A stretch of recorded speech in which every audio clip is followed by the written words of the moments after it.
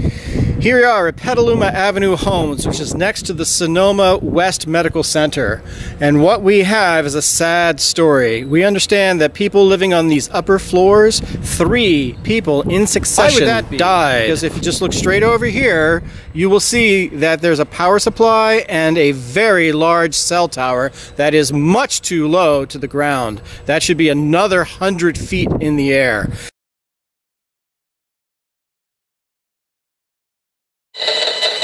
Alright, that's what you hear coming off that tower 24/7. There it is. We're on the 2nd story here at 565 Petaluma Avenue on a balcony. I'm going to come down now and show you that meter that's making all that noise. It jumps all over the place, and then once in a while it get up to a 1, and that means it's over 200,000. So that's 150,000, 190,000. 70,000. These are all entirely too high readings for people to live 24/7, because nobody should be that close to a cell phone tower, and it's just entirely too close. That thing is too low. It needs to be up another 100 feet.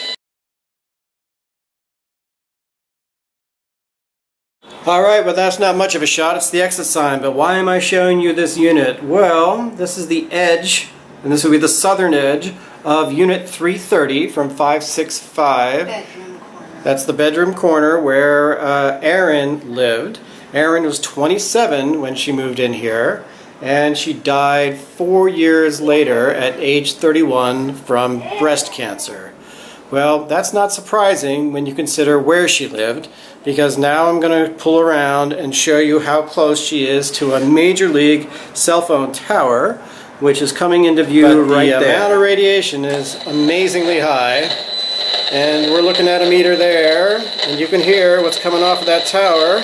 And anytime you see a 1, it's over 200,000, and we are pegging it. So there's, drop down briefly to 190, 180, but any way you slice it, we're turn it off now. That's a lot of radiation. So we're going to take a still photo with an attenuator on to try to figure out accurately how high, how much over 200,000 microwatts per square meter that is. But that's entirely too much radiation, and we believe that is why a number of people, old and young, have died and contract from cancer, and others have contracted cancer. We have breast cancer, we have stomach cancer, we have heart problems, we have sleep problems. Skin cancer. We've got skin cancer. So, I mean, look, nobody should be this exposed, and we have to fix this tower, and the way to do it is to do 2 things. Make it 100 feet higher and turn the power down.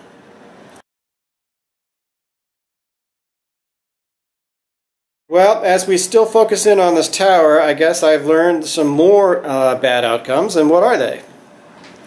Well, Wendy, her thyroid is gone now. She never had any issues with her thyroid. Now it does not work at all.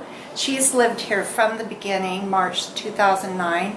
First, she was on the 2nd floor above the smart meter panel, and now she lives on the 1st floor near the elevator. And I'm sorry. And so it's this building that we're on right now. Yes, okay. 565. Understand. So that's a thyroid problem. Thyroid problem. And then we have Pam, who's over in the other section of the complex.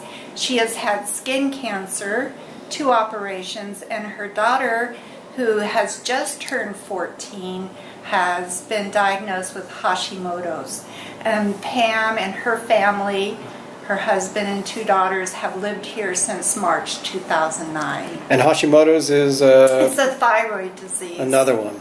Okay. So not only nerve problems, heart problems, and thyroid problems, then it leads to cancer. Cancer, yeah. Okay, so clearly, folks, we got to do something here, okay? This is what we're telling you. We're bringing you the information, and now it's time to step up the plate and fix this problem. And we are here at Unit 230, which is on the 2nd story.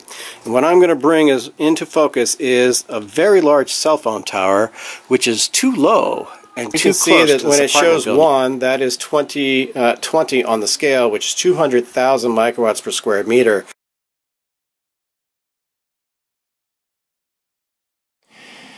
Hi, I'm here at 565 Petaluma Avenue in Sebastopol, and I'm in Unit 310 now. We're on the 3rd floor. And this is a lovely tree right outside this window, but it is hiding that cell phone tower, which is kind of right in the middle of your tree that you see here. All right, now all we're doing is focusing on the meter, and we can see it bouncing around. Now, the tree helps out a little bit. So I have seen it up at 200,000, but we're bumping between 190 and 150 and 130, because none of this stuff is completely uniform. It pumps up and down all day long. Here, just talking to Lee in Unit 310, and tell me a little bit, how long have you lived here? We've been here about 8.5 years. I have been very years. concerned that a lot of my neighbors have developed medical issues. Well, what do you know? Just that I live in this bank of apartments that directly face the cell tower, and it seems amongst our complex, where we have some that face the cell tower and then some townhouses, family townhouses that are kind of protected by this bank of apartments, it appears, at least from what I hear, that a lot more people that are in the apartment buildings facing the cell towers have been having various medical issues. What are some of the kinds of medical issues you've noted? Well, I know that we've had what seems to me a rather high rate of various cancers. Of course, enough of a significant number that raises concerns. I'm professionally a registered nurse, but also I know one neighbor in particular has been having really debilitating dizziness, vertigo, to the point where she can't work, etc., and she's relatively young, so that's another example. And she lives just down at the other end of the apartment. Yeah, I think her unit's number 280. She's on the 2nd floor, right? Right. You know about Shalara, who's been having heart issues, and she's been in ICU. She's above Judy. Yep. Really? What unit is she in? She's right above Judy. She's on the 3rd floor? She's on the 3rd floor at the end here. Yeah.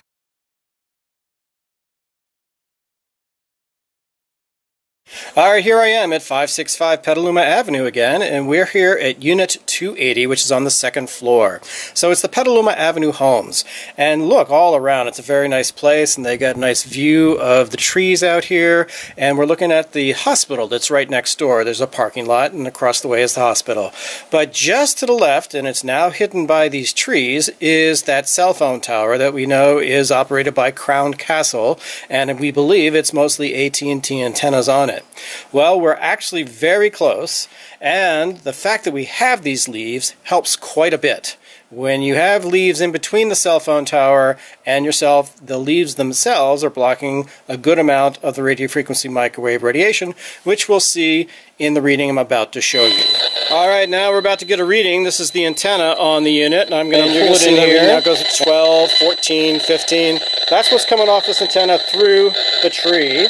Now I'll take it down. All right, here we are. We're Unit 280 on the 2nd floor, and we're talking to Judy, who rents this unit. When did you move into the complex? The complex, I moved into the complex in 2009. I was actually downstairs in a different unit in 120. So and 120 is kind of towards the other end? Yeah, it is. It's towards the closer to the street. Entrance. Mm-hmm. Okay. Yep. And then after that? So I was there 2.5 years, and then I moved up here, and to the second floor and the end, which is 280, which is much closer. Yeah. Okay. To the cell tower. Yeah, to the cell tower. All right. So you've been here since 2011. So now it's 7 years you've been in this unit. Yes. Okay, great. What's going on for you? Are you having any health problems or any kind of issues? Well, yes. What's happened is I actually have, my symptoms have really increased. I have something called vertiginous migraines. That's what the doctors have described it as. And so my health has definitely declined. Right now I'm not working at all, and I'm disabled basically. So it's been progressive for me. Okay, so you have migraine headaches quite a bit? Yes. You get them every other day, once a week? It depends. Yeah, I can have them daily, you know, for weeks on end. I can have them. But Usually the severity is what varies. Okay, and do you have, vertiginous means vertigo, is that right? Correct. And that's also what, dizziness or? Yes, I have dizziness and imbalance now on a daily basis. Okay. And I used to have a lot of episodes where I would go to 2 and 3 days, sometimes a week, where I couldn't function at all, and I would just be laid up in my bed. And so these episodes started happening in this apartment, actually, is when it all started. I've experienced, there's been animals and people, there's been quite a bit of onslaught of people who have passed away, and they are on this side of the building. We appreciate your hospitality and appreciate you allowing us to come into your bedroom as we are right now, because it's your bedroom that is the closest on this side to that cell phone tower. Yes, and I'd like to get better sleep. Yes, everybody would. So, okay. All right, here we are, and we're at Unit 370 at 565 Petaluma Avenue. We're in, I'm sorry, how do you say your name? Shalara. Shalara's bedroom, and Shalara's next to me, and this is what she sees right at her bedroom window. And so all we're going to do is find out, how long have you lived here, Shalara? I moved at the very beginning. I was one of the very first tenants, March 21st, 2009. 2009, and you were roughly 70 years old at the time. No, I'm 80. Oh, at that time I was 71. 71, okay, so that would put you almost about 80 now. Right. And then, so you've had some health problems that have happened. What's going on with you? Then about 75, I had my first electrical heart problem diagnosed. Maybe 77, I was 77 maybe. And I had an ablation and a cardiovert. Cardiovert didn't work, so I had an ablation. It worked for maybe 6 months, and then it didn't. And I had to go through that whole process again. Had another ablation. I've had 3 ablations. The last one is in the healing process now, which should be completed by October 5th. Okay, I'm not even quite sure what an ablation is. What do they do for an ablation? They go up through the groin with a camera and other instruments and burn a new pathway in the heart. Oh, I see. Because the electrical pathway there is set in the heart. Okay, well, this much we do know, that if you're unconscious and you're headed to the hospital, they're looking for 2 things. They're looking for electricity in your heart and in your brain. If you have neither, you're dead. Right. So clearly we are electrical beings. Now, most people don't know that our electrical potentials in our heart and brain, very, very low. Picowatts. That's, 0.11 zeros and a 1 watt. Well, coming off of that cell phone tower we measured, it's over 200,000 microwatts. When you look at a microwatt, that's already 1,000,000 times higher than a picowatt. So 1 microwatt is 1,000,000 times higher than a 1 picowatt. Than 1 picowatt, right? So you now have 1,000,000 times higher if you had 1, but you have more than 200,000 of those. So it's a lot of electricity for your body to be subjected to.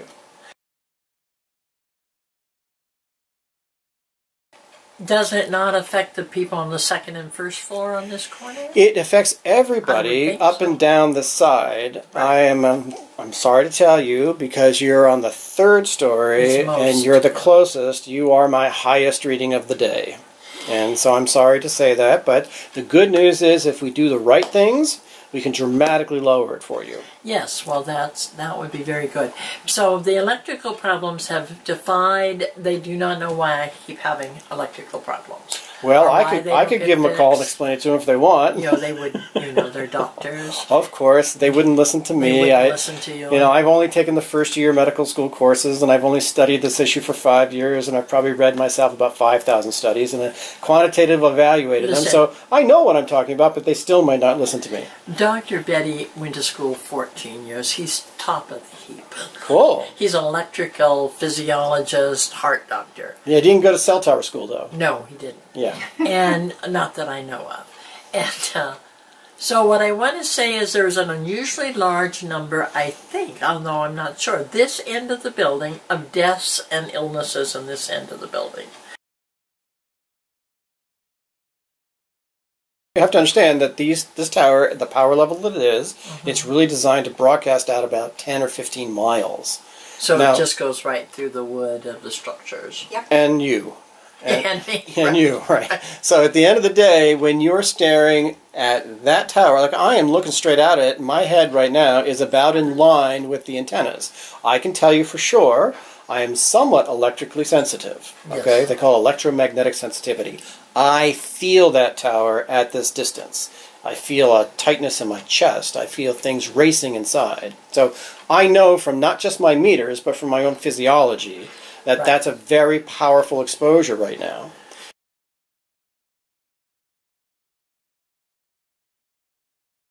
This is the kind of information that not only the city needs to know, our U.S. senators and congressmen and women also need to know, because they should not be putting cell phone towers on utility poles in front of people's houses. Well, this is exactly the same issue with what they call small cells. We call them close proximity microwave radiation antennas. And that just means that they're going to put one on a utility pole, and someone's second-story bedroom window is going to be 25 feet from that. Right? That would be Look, ideal. any engineer who sees this video will say, fix that tower. Right. I coded 3 weeks ago in the emergency room. Oh, no. Yeah. Oh. Yeah, I went into VTAC. My daughter happened to come over exactly at the 3 minutes I was in VTAC. Oh My God. goodness. And called the ambulance, and I had no memory of it. I did not know. I argued with her. I wasn't going in an ambulance. But thank you so much again for your hospitality and your time. We appreciate everything. Okay, thank you. Bye-bye. And thank you for your work. All right. All right, here we are at 567 Petaluma Avenue, and we're at Unit 110, so we're on the first floor, but this unit is upstairs and downstairs, so they sleep upstairs, and you're going to get higher readings up there. But this is on the higher scale, and I see something like 0.3 or 0.4, and so we're getting much lower than that other building across the way, which is where we have Here we are on the first floor of 567 in Unit 110. This is Kelly's unit. Thanks for inviting us in. And you moved into the complex in 2009, so where did you live first? I lived at 565, number 210, which is the second story. Okay, and how old were you when you moved in? 15. 15, good. So you were there for 4 years. Mm-hmm. And then while you were there, you got pregnant, or? Yes. I was pregnant over there, and I had my son while I was over there. Okay, and your son was about a year or so when you moved over to this unit. Yes. So just tell us a little about what's going on for your life or your son or anything else. Well, when I was over there, I had my first ovarian cyst, and then I had to have like surgery, so that was kind of my first incident with my ovaries. And then when I moved here, I actually just recently had a borderline cancerous tumor that was 15 pounds in my ovary, and so they took my ovary and my appendix out, and yeah, so. Oh, well, so. That was in this year in February. Okay, well, I certainly hope you're doing well. Thank you. Okay, but you did have a cyst over there, and how old were you at that time? 16. 16, so right away. And then this other event happened in the last year, 2 years? Yes, yeah. Okay. Or this year, I think it happened this year. So did I hear correct? It was a 15-pound cyst? Yeah, tumor, because Tumor. it was basically cancerous, yeah. That's a very large tumor. Yeah, like Erin, who died from breast cancer. How old was Erin? She was young, like in her 30s, wasn't she? Like mid-30s. And where was she? What unit was she? Was upstairs on the third floor. What was it, that unit right there? Oh, yeah. Yep, okay, yeah, we know about her. Anybody else? I don't know, everyone on that side's dying. Okay. Well, It feels that way, doesn't it? well, I mean, the point is, we don't want them to be dying anymore, so we want to fix that. Right? Yes, Are you aware of any yes. other good people who've had health problems in the units? Well, my son, he actually, when he was born, he had health issues where he coded 3 times in the hospital and had to be in the NICU, so they resuscitated him 3 times. Wow. And he's had 3 surgeries since he was born for breathing issues. Breathing issues. Okay. And then when he had these hospital incidents, it was within his first year, or? How old was he? Surgery. So his first surgery was when he was 1. His second surgery was when he was 2, and his third surgery was when he was 4. Okay. So the whole time you were pregnant, you were over on the other building, and the first time he became ill, you were still living in that other building. Yes. Yeah. We were actually. Yeah. Yeah. And he instantly was born ill. So. Okay. Well, I hope he's doing well now. He is. Thank you. Okay. Great. Well, listen, we really appreciate your time and sharing what you can with us. We appreciate your hospitality and letting us in. Do you have a question? Yes. Tell us about your mom. She's had like thyroid issues since we've lived here.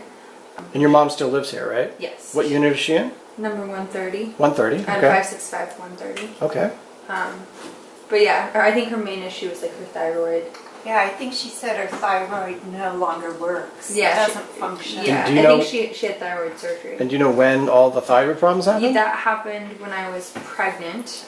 So that's almost 6 years ago. About Like 6 years ago, yeah. Okay, so about 3 years after moving in, she started having these problems with her thyroid.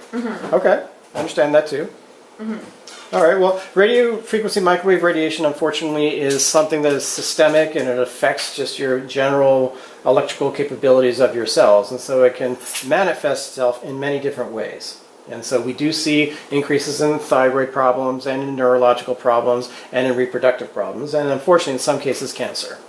And so there's I'm not a doctor, I make no medical diagnoses, I'm just being aware of what the symptoms are of microwave radiation sickness. They're well known, they're documented, and the fact that we see a number of people here at Petaluma Avenue Homes of all ages. You are 25 now? Even young people having problems. And so all we want to do is try to make the environment cleaner and a little bit nicer for everybody by addressing that cell phone tower, making it taller, and turning off those antennas that are currently being beamed right at you. We'd like to get those taken care of right away. Okay? That'd be good. Well, thanks so much for your time. We appreciate it. Yes, thank you. I appreciate it. You're welcome.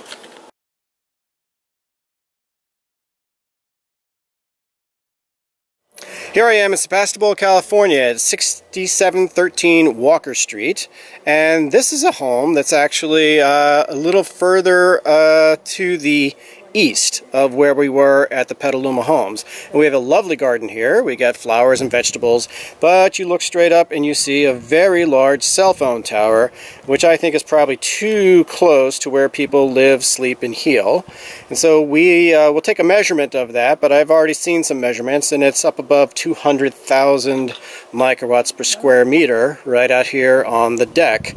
We're right here kind of at the house. You can see we're right in line with the house, so we're just on the deck here, and that's about where, is that a bedroom there? What's on this side of the house? Do you know what's on that side of the house?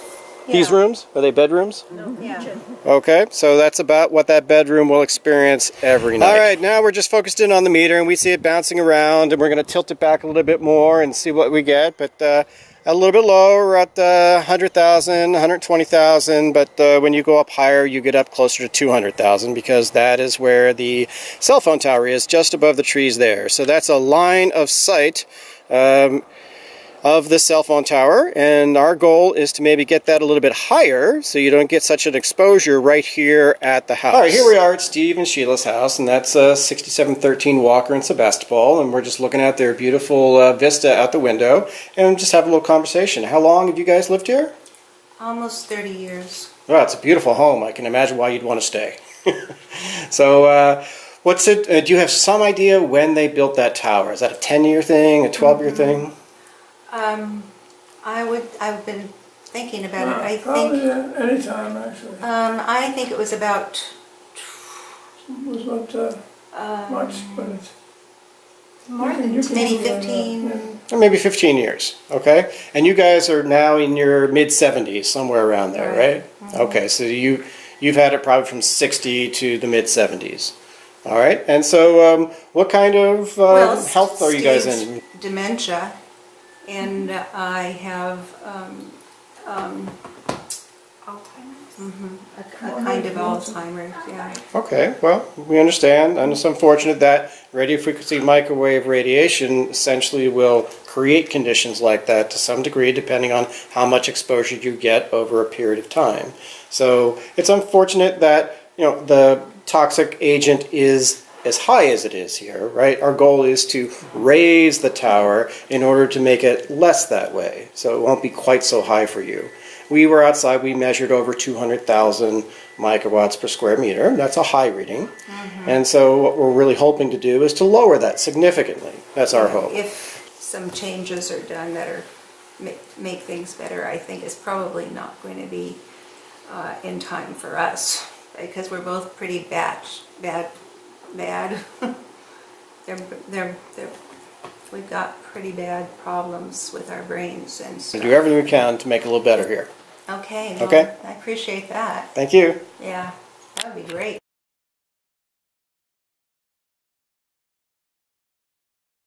Here I am at 565 Petaluma Avenue in Sebastopol, and I'm in Unit 260. And I've now had to add that attenuator to the meter just to be able to get this reading. So here we are talking to Kathryn in Unit 260 here, and you can see that cell phone tower right beyond all the other little trinkets she has on a window screen. Now she put some aluminum window screen to help her a little bit with some of the radio frequency microwave radiation exposures. However, when you look below that window, you'll see there's just wallboard, and that wallboard is not protecting her as she sleeps in her bed. A little better up high by the window. All right. So, how long have you lived here, Kathryn? Since it opened. How many years ago was that? 9 years. 9 years. And was the cell phone tower in at that time? Yes, it was. And so, how has your health been? You moved in 9 years ago. What kinds of things are you experiencing? I don't think as well as I used to. I don't sleep as well as I used to, and I've had a terrible trouble with a hip that doesn't heal very well. So. Well, that's a very common symptom of radio frequency microwave radiation sickness, because your melatonin, it's a hormone you need to actually mediate your sleep, is suppressed by those kinds of exposures. Now, we had to use an attenuator just to be able to bring my meter to make it less sensitive so I could actually get an actual reading. So this is a very, very high exposure apartment, and it makes sense because you are pretty much looking straight out at a major cell phone tower. Two things they can do. They can raise it up higher so it actually will mostly broadcast over you. And that's really where the way they're designed, is to not be this close to people at this distance, right? They really want it higher so it doesn't hit people this high. It goes over them. By the time it gets to the ground, it gets low enough that it's not a problem. This is just a poorly designed cell phone tower. That's clearly what's going on. So, raising it will do a lot. The other thing that could happen, turn the power down. You see, if they set a power requirement and said, hey, where people live, no more than minus 75 dBm, that's a signal strength indicator, well, you wouldn't be above 200,000, you would be now between 1 and 10 radiation units. And 1 in 10 is all you need to make a phone call, and so that would be perfectly fine. So we're going to do our best to address this problem and improve everybody's life. I'm feeling vibrating just sitting here. Yeah, well, to be honest with you, I also feel it, and I don't live here, but I'm feeling it just standing here. So yeah, no, I feel it a lot. Yep. I was just saying, my teeth feel like they're vibrating. They feel like tingly a little bit. Yeah, they're tingly. That's remember. Here I am at 565 Petaluma Avenue, and I'm at Unit 150, putting me on the first floor. And I'm actually on the back deck, and there's a nice door that opens up to the bedroom. And what do we do when we just move around and come straight up over the fence? You're going to see that we are very close to that cell phone tower. I'm going to try to go ahead and focus in on that, and there you see it. So that is a lot of radio frequency microwave radiation. Let's get an idea of how much. Too much radio frequency microwave radiation. Just got to 150,000 right. All right, here we are on the back deck, and we're talking with Maria. She rents here at Unit 150, and she's this close to that cell tower, and that's her bedroom we saw earlier. So Maria, how long have you lived here? More than 8 years. 8 years. So you moved in pretty much when it opened, right? Yes, yes. I'm the first people. Okay. Moved here. And 4 years ago, they diagnosed me breast cancer. I'm sorry, you had breast cancer? They yeah, and diagnosed me breast cancer like 4 years ago. Oh, I'm so sorry. Yeah, but I'm supervisor now, and receive chemo and How many years old were you? Let me see, like 42. 42. 42. Okay, so breast cancer at 42 after having lived here about 5 years. Yeah, 5 years. Okay, understand. So I'm sorry, I'm talking to two women who both have breast cancer. Yeah, I got diagnosed just 6 months after you. Right. September 2015. Yeah. So that's not right. We shouldn't have that happen here, and we're going to do everything we can to make it better. Okay? Yeah. All right. Thanks so much for your hospitality. Yeah, thank you very much. Okay. Apartment 150, building 567. Oh, that's all the building is 567. Yes. All right, and the green one is unit 150. Correct. Okay, got it. And who lives there? The green, Alie. She and her family have been here since the beginning, March 2009. She actually lived above me for about a year or two, and then they moved here. So she's been in this green building about 7 years. Okay, so just so we know, that green building, if you just follow it, that unit right there, if you drew a line coming out of that second-story bedroom window, just to the right, is pointing east, you're going to find that cell phone tower about 200 feet away. We want to move that cell tower to make sure that it doesn't continue to happen. 9 years of exposure is enough, no moss. We need to get the cell phone tower higher so we aren't in the direct beam. There are a lot of children here, and these children deserve to live good, healthy lives. And their parents as well. Yes. Okay, well thanks so much for all the time you put to put these folks together this evening. We're going to edit this today and share this with all the people we need to. Here we are again at Petaluma Avenue Homes, and this time we're in a townhome, which is a two-story townhome, and it's 567 Petaluma Avenue, and I'm in Unit 150. And I am looking across at 565, and those are the apartments that are on the third floor that are getting most of the radiation. Then you see there is a second-story unit, which sticks out a little bit further. We understand that she's having some severe health problems as well, vertigo and other things. And now we're just saying that there's some trees which are hiding the tower, so during the winter when the leaves go, they can see the tower.